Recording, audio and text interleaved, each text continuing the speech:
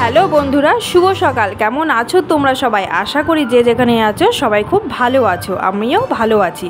তো নতুন সকালে নতুন একটা ব্লগে তোমাদের সবাইকে অনেক অনেক ওয়েলকাম।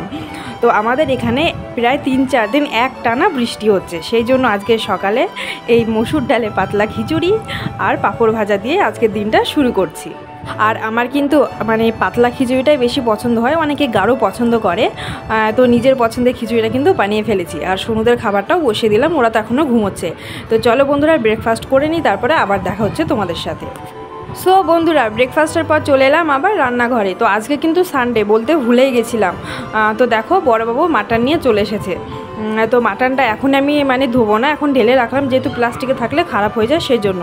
তো এখন যাব সোনুদের কাছে, মানে ওরা ঘুমিয়ে আছে, ওদেরকে জাগাতে। আর আমার ঘরের অবস্থা দেখতে পাচ্ছ, 2-3 দিন একটানা বৃষ্টি হচ্ছে, জামা কাপড় শুকোচ্ছে না, কি করব বলো। সেই জন্য এই যে মশারি টাঙিয়ে রাত্রিবেলায় মশারির উপর দিয়ে সোনুদার কাঁথা বলো, ওদের জামা কাপড় সব দিয়ে রেখেছি, ফ্যানের হাওয়ায় যতটা শুকোয়। তা এছাড়া আমার কাছে উপায় নেই, মানে এইভাবে শুকোতে হচ্ছে। আর জামা কাপড়ে কি বলবো, মানে ঘরে থেকে থেকে না গন্ধ বেরোচ্ছে একটা কেমন।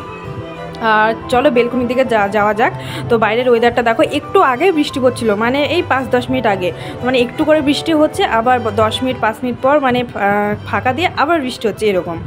তো ভালো লাগছে, কিন্তু আবার এই যে একটা সমস্যা হয়ে গেছে, 2 সোনাকে নিয়ে জামা কাপড় নিয়ে মানে আমারও প্রচুর অসুবিধা হয়ে গেছে। তো কিছু করার নেই, প্রকৃতির নিয়ম আমাদের এখন মেনে নিতেই হবে।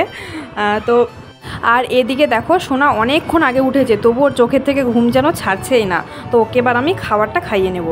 তো বন্ধুরা প্রায় অনেকটা সময় পর আবার চলে এলাম রান্নাঘরে। তবে আমি কিন্তু রান্না করছি না, আজকে রান্নাটা বাবুই করবে। ও মাঝে মধ্যে করেও থাকে অবশ্য, তোমরা যারা আমার ডেলি ব্লগ দেখো তারা অবশ্যই জানো সেটা। তো আজকে কিন্তু মানে আমি একদমই হাত লাগাচ্ছি না, ওই করছে। কেননা সকাল থেকে হঠাৎ করে ঘুম থেকে উঠে থেকে দেখছি মাথাটা যন্ত্রণা করছে, আর চোখে অ্যালার্জির জন্য চোখটা ফুলে গেছে আমার। তো সেই কারণে বাবু বললো আমি রান্নাটা করে নিচ্ছি, তুমি ওদিকটা সামলে নাও।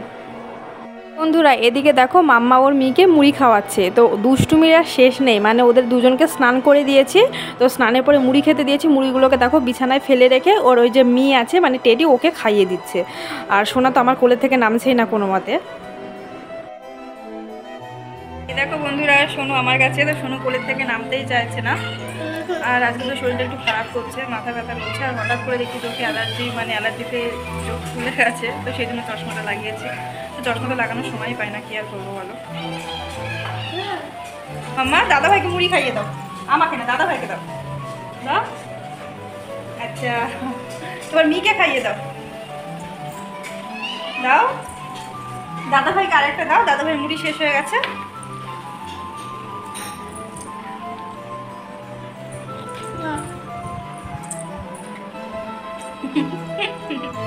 তো অবশেষে সোনা আমার কোল থেকে নামলো, তো ওরা এখন খেলবে। আর এই সুযোগে আমি স্নানটা সেরে নেবো, কেননা মাথা যন্ত্রণা করছে, তো স্নান না করলে মনে হয় মাথা যন্ত্রণাটা কমবে না।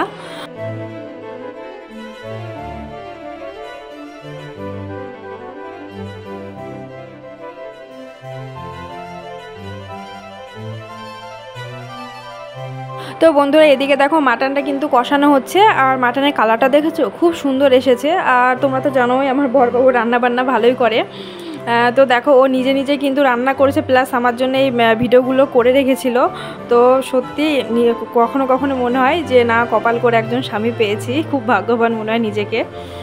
তো যাই হোক বন্ধুরা, ভিডিওটির এই পর্যায়ে এসে তোমরা যারা যারা এখনও পর্যন্ত আমার চ্যানেলটিকে সাবস্ক্রাইব করোনি, অবশ্যই সাবস্ক্রাইব করে দিয়ে আমার ছোট্ট পরিবারের একজন বন্ধু হয়ে যাও।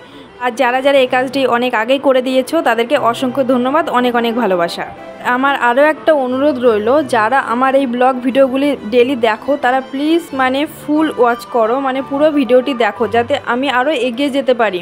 কেননা ইউটিউব এমন একটা প্ল্যাটফর্ম, এখানে কিন্তু কেউ একা একা এগিয়ে যেতে পারে না একে অন্যকে সাহায্য ছাড়া। তো সেই জন্য বলবো আমাকে তোমরা সাপোর্ট করো, আমি তোমাদেরকে অবশ্যই সাপোর্ট করব। বন্ধুরা তোমাদের সাথে বক বক করতে করতে কিন্তু আমি অনেকগুলো কাজ এগিয়ে নিয়েছি। তো এরই মধ্যে কিন্তু নিচে চলে এসেছে জামা কাপড় দিতে। আর আমার 2 ছানাকে দেখতে পাচ্ছ কিভাবে ছুটছে, ওরা প্রচুর খুশি, মানে এই বৃষ্টির জন্য ওরা সন্ধ্যাবেলা এখন আর বেরোতে পারছে না। তো সেই কারণে ওর বাবা বললো চলো একটু নিচে নিয়ে চলো, ওরাও একটু খেলবে। তো দেখতেই পাচ্ছ ওদের দুষ্টুমিগুলো। আর এদিকে আমিও জামা কাপড় দিয়ে নিচ্ছি, উপরে তো হাওয়া লাগছে না সেরকমভাবে, তাছাড়া এদিকে একটু খোলামেলা তো হাওয়া বাতাস লাগে, তো সেই কারণে জামা কাপড়গুলো দিচ্ছি যাতে জলটা ঝরে যায়। আর রাতে তো ফ্যানে শুকোতেই দেবো। তো জামা কাপড় দেওয়া হয়ে গেছে, এবার উপরে যাব। আর এদিকে আমার বরবাবুকে দেখো, ও কলার পাতা আনতে গেছিলো, তো ও বলছে আজকে আমি কলার পাতায় ভাত খাবো। তো আমাদের ওই সাইডে দেখো ওই যে কলা গাছগুলো দেখা যাচ্ছে, ওখান থেকে নিয়ে আসলো। বন্ধুরা ফাইনালি আমরা খেতে বসে গেছি। আর তোমরা কারা কারা কলার পাতায় মানে খেতে ভালোবাসো কমেন্ট করো। আমি প্রচণ্ড ভালোবাসি, আমি যে কোনো পাতাতে, পদ্ম পাতা, কলার পাতা, যেটাই বলো আমি খেতে ভালোবাসি। আর এই যে দেখতে পাচ্ছ মাটনটা দেখো, ঝোলটা কতটা জমে গেছে, এরপরে আরও জমে যাবে। তো মাটনটা কিন্তু দেখতে যেমন সুন্দর হয়েছে, খেতেও ভালো হয়েছিল। আর এই যে এদিকে দেখো আমার দুই ছানাকে দেখো, ওরাও ভাত খাচ্ছে, অন্যদিন খায় না। ওই যে আজকে একটা মানে ছোটো থালায় করে ভাত দিয়েছি, সেটাতে দেখো দুজনে মিলে খাচ্ছে। তো বন্ধুরা আমরা এখন খাওয়া দাওয়া করে নিই, এরপরে আবার তোমাদের সাথে দেখা হচ্ছে। বন্ধুরা খাওয়া দাওয়া বাসন ধোয়া সব কমপ্লিট, তো চলে এলাম দুধ গরম করতে। আর এদিকে দেখো দুটো কলার পাতা বেঁচে গেছে, রাত্রিকার জন্য রেখে দিয়েছি। তো আজকে ব্লগটা এখানে এন্ড করছি, কেমন লাগলো কমেন্টে জানিও। চলো টাটা।